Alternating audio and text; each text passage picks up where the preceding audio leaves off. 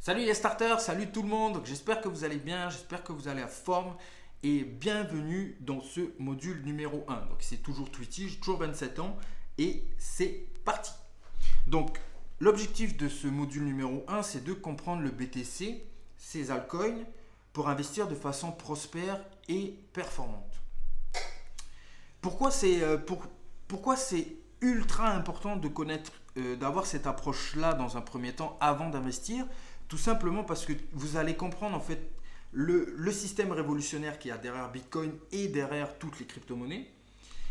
Et vous allez avoir une vision long terme. C'est pour ça que j'investis sur le long terme parce que je crois au projet des crypto-monnaies et le projet qu'il y a derrière en fait, le système qu'il y a derrière. Donc, leçon numéro 1, à vos cahiers, vos stylos. Le système révolutionnaire qui fait peur aux plus grandes institutions, lequel est la blockchain. Donc la blockchain, c'est le système qui chapeaute en fait tout le réseau Bitcoin et les autres, les altcoins également. Donc pourquoi c'est un système révolutionnaire? On va le voir tout de suite. Mais avant, on va s'intéresser à l'histoire du Bitcoin. Donc en 2009, Satoshi Nakamoto a lancé en fait le Bitcoin comme première monnaie numérique décentralisée. Et il a été créé pendant le crash de 2008 aux États-Unis, qui a fait que Satoshi Nakamoto s'est rendu compte en fait que le système qu'on a actuellement, le système traditionnel qu'on a maintenant, a beaucoup de failles en fait, a beaucoup de failles, mais peuvent être résolues tout simplement en ayant un système décentralisé. Voilà. Donc, tout simplement, comment vous allez, comment, pour illustrer en fait tout ça, je vais vous demander de me dire comment vous savez que ce billet est unique. Comment savoir que ce billet est unique? Comment la banque sait que ce billet vient de telle banque, a été imprimé à tel moment et qui fait office de 50 euros? C'est pas parce qu'il y a marqué 50 euros dessus, 50 euros dessus qu'ils se disent que c'est un 50 euros. Il y a des blanchisseurs d'argent qui font pareil, sauf que eux n'ont pas de référence. Donc quelle est cette référence? Et sachez-le, si cette référence est encore lisible, même si le billet brûle, vous pouvez aller en banque et vous le faire remplacer. Ils vont savoir exactement quel est ce billet, à quoi il correspond, quand est-ce où il a été imprimé. Donc je vais vous le dire tout de suite, c'est ce petit numéro-là. C'est en fait son code source. C'est le code source qui est référencé en fait dans les serveurs des banques nationales européennes, qui fait qu'ils savent que c'est un billet de 50 euros, qui savent que c'est un billet unique de 50 euros, qu'il a cette valeur-là. Donc, voilà sur quoi est apposé en fait et repose notre système bancaire, sur tout simplement des références, des numéros. Donc, enfin des numéros qui sont intégrés dans un serveur. Et Bitcoin fait la même chose en fait.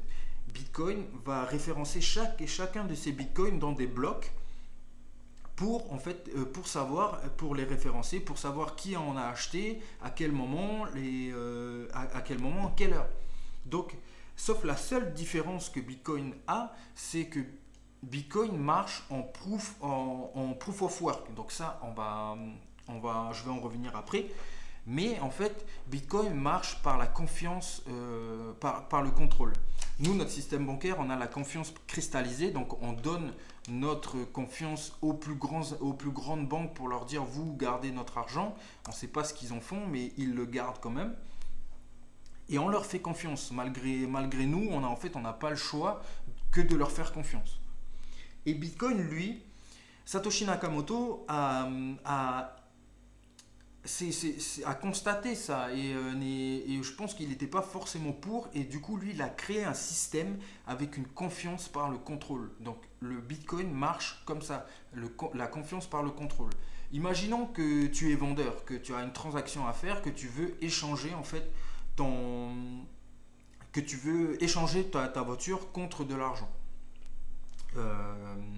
Donc du coup, toi, tu vas trouver un vendeur ou le vendeur va te trouver et de nos jours, on n'a pas le choix que de faire confiance à une banque. Donc lui, il va soit faire un chèque de banque, soit te donner directement du cash.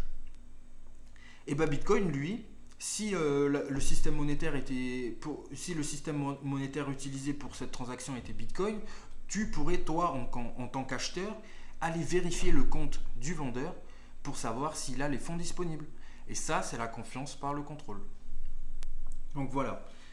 Je pense que vous avez compris en fait la vision que j'ai par rapport à ça et de toute façon la vision installée par le Bitcoin. Tout simplement que tu ne donnes pas ta confiance à n'importe qui. Tu donnes ta confiance à quelqu'un qui a les fonds disponibles pour faire une transaction parce que bon, ta voiture vaut quelque chose et tu ne veux pas avoir des cailloux à la place, quoi. Donc voilà comment fonctionne le Bitcoin, la confiance par le contrôle. Ensuite, sa particularité, c'est qu'il fonctionne de pair à pair. C'est sans besoin d'entité centrale pour tenir le registre des comptes. C'est tout l'intérêt de la blockchain, c'est que tout est décentralisé et c'est un protocole, le protocole Proof of Work, qui va en fait dire oui ou non à certaines transactions par rapport aux critères d'adhésion, en fait, d'admission. Donc voilà. Donc sa particularité, c'est ça, c'est qu'il n'y a pas besoin d'une entité centrale pour gérer en fait les transactions de particulier à particulier. Donc on appelle ça, c'est pour ça qu'on appelle le Bitcoin, c'est une monnaie acéphale. Il n'y a pas un cerveau qui va gérer l'ensemble des transactions. C'est plusieurs petits cerveaux qui vont gérer l'ensemble des transactions en fait. Donc ce qui fait que le protocole BTC est unique, c'est qu'il n'y en aura pas plus que 21 millions. Donc Satoshi Nakamoto a annoncé en 2140 qu'il n'y aura pas plus de 21 millions de bitcoins créés. Et c'est ce qui fait qu'il est unique. C'est que ça va créer en fait un système monétaire déflationniste. Contrairement au système monétaire traditionnel qu'on a aujourd'hui, c'est un système monétaire inflationniste qui va faire qu'on peut imprimer des billets à la demande et qui va faire chuter le cours de l'euro par exemple. Plus on imprime, plus le cours de l'euro chute. Donc là, le Bitcoin, lui, va créer un système de rareté en fait. Tout simplement comme Porsche par exemple qui va créer en fait une voiture, qui va fabriquer une voiture et pour créer de la rareté, elle va tout simplement en créer que 10 par exemple. Et c'est ce qui va faire ce système de rareté et qui va prendre de la valeur en fait. Et le Bitcoin est sur ce même système-là. Donc, le système monétaire est déflationniste pour Bitcoin. C'est ce qui fait qu'il est unique. En revanche, les BTC sont divisibles au 100 millième. Donc, la dernière unité s'appelle le Satoshi. Et qu'est-ce que je veux dire par là? C'est que tu n'es pas obligé en fait d'acheter un Bitcoin. Tu peux acheter une fraction de Bitcoin. Donc tu peux acheter pour 50 € de Bitcoin. C'est tout simplement ça. Il y a plein de gens qui croient qu'on est obligé d'acheter un Bitcoin et que là il a 60 000 $ et qu'il faut 60 000 $ pour acheter du Bitcoin. Non, cette monnaie, tu peux l'acheter en fraction de Bitcoin, tout simplement.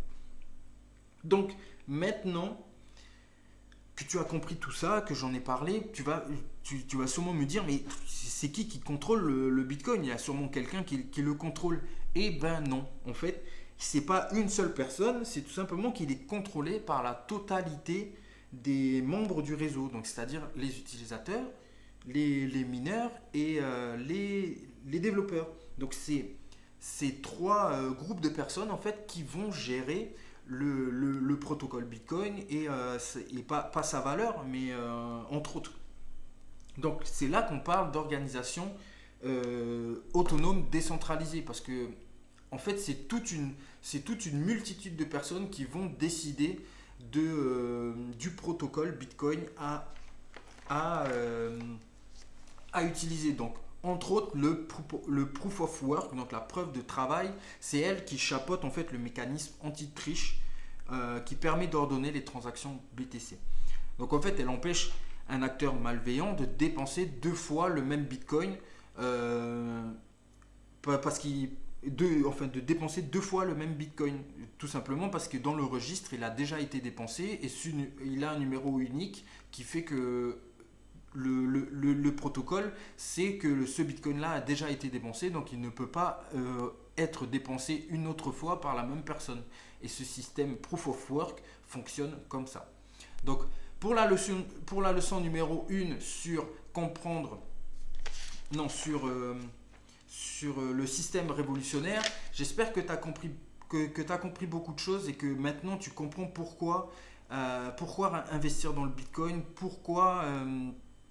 pourquoi ce système-là est révolutionnaire de par sa blockchain. Donc voilà. Je te remercie d'avoir regardé la vidéo jusqu'à la fin et rendez-vous dans la leçon numéro 2. Allez, à tout de suite.